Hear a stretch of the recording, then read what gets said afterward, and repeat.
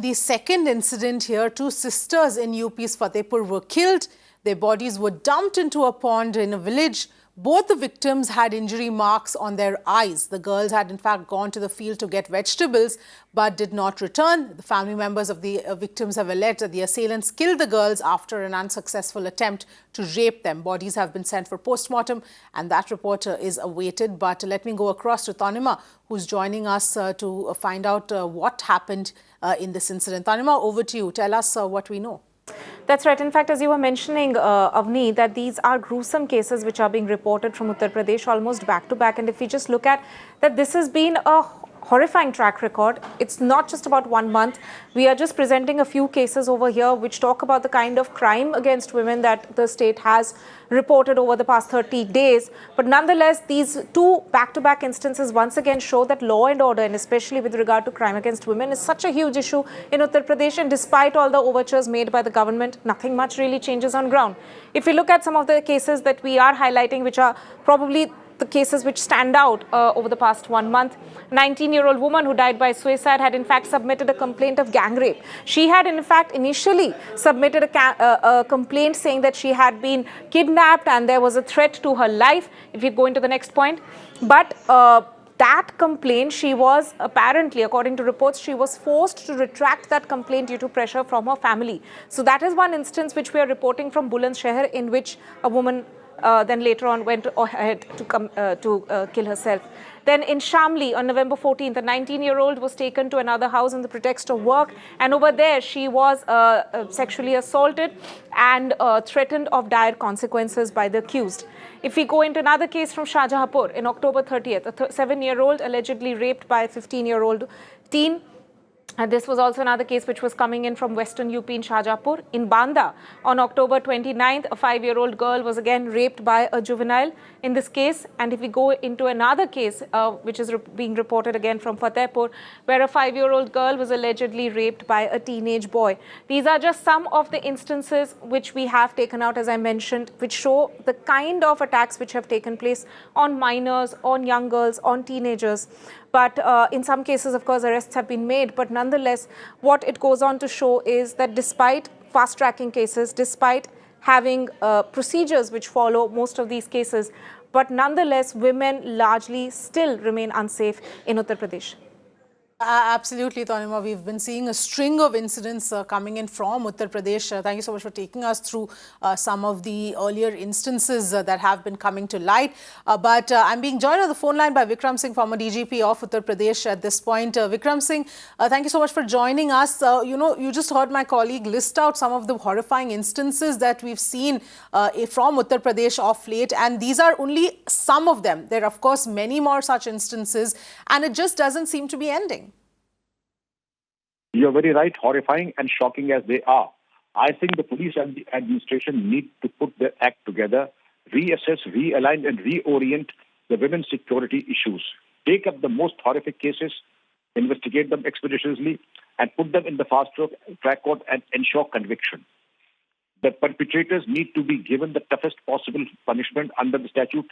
The Hyderabad experiment is not a model which we should ever even think of replicating or emulating, because we live in a society and there is enough law and enough arsenal in the hands of the investigators to give prompt punishment to the perpetrators.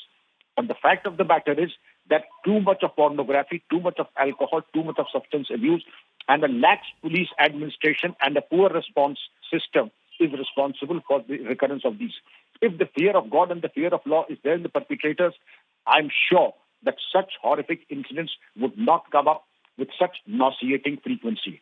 I would strongly recommend the deterrent action, and wherever there is a repetition and recurring incidents, that station house officer and the local officers are answerable and they should be taken to task. What kind of conviction have they enforced? And if they're not able to get the correct convictions, appropriate convictions, then I feel that the action should be taken against such delinquent police officers and investigators.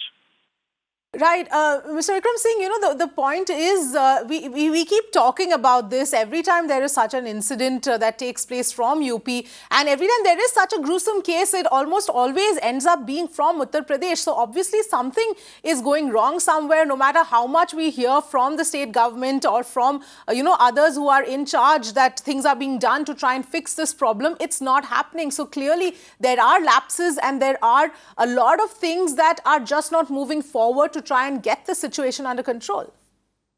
There are lapses and there are horrible fault lines as far as police response is concerned. There are tantrics who probably promote the parents and others to probably dissect the girl child and take out the liver and use it for exorcism. Such practices can be done away with, and the police have a role to play in these matters. And I wish there is a drive against such tantrics and godmen. Number two, when the perpetrator, I said, take out 2 exemplary cases of every district, that translates into 75 districts into 250 cases. Get the conviction in 1 month. You would see the impact, but that does not seem to be happening.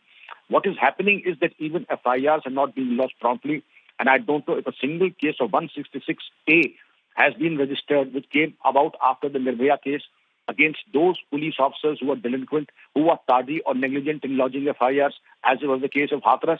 I don't think 166A IPC case was lost even in Hathras, in spite of the horrific cases that went about. So there are things that we need to do. There are things that we need to do immediately. We are given to understand that an ADG rank officer in Lucknow, a lady police officer, would be heading the women's security issues. But that, again, I do hope it's not putting old wine in new bottle.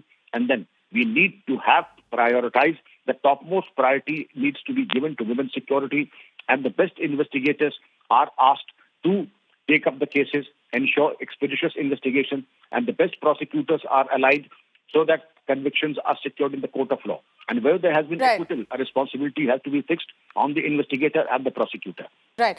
All right. I'm also being joined by Anila Singh of the BJP. Anila Singh, thank you for joining us on Mirror Now. What do you think is going wrong here? Because, every time we see a horrific, gruesome incident like this, most of the time it's coming from the state of Uttar Pradesh. And no matter how much we hear that things are being done and the situation is being taken control of, there's just one horrific incident after another.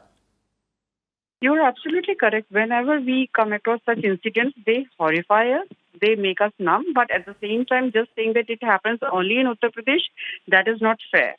We all know that this was done under the guidance of some tantric.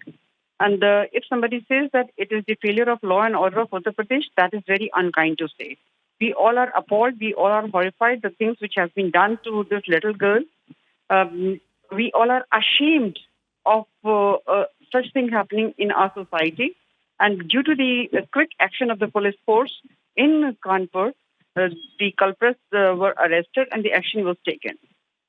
Okay. But Anila Singh, do you not think that somewhere there is, the fear factor which is missing, and that is why, it may not be directly responsible like you pointed out, but there is a fear factor which is missing, and that is why people feel comfortable enough to sort of go ahead and do such gruesome crimes? Absolutely not. It is the peer pressure, because of which even police is on their toes. They work very quickly whenever such thing happens, and even they try that such things should not happen. Both the things. And the UP Chief Minister, his instructions are very clear to the administration and the police force that you have to take control of the matter, and such crime should not happen. But here, the occult ritual was performed, and in this, if somebody says it happened because of the failure of UTCM, it is absolutely unfair.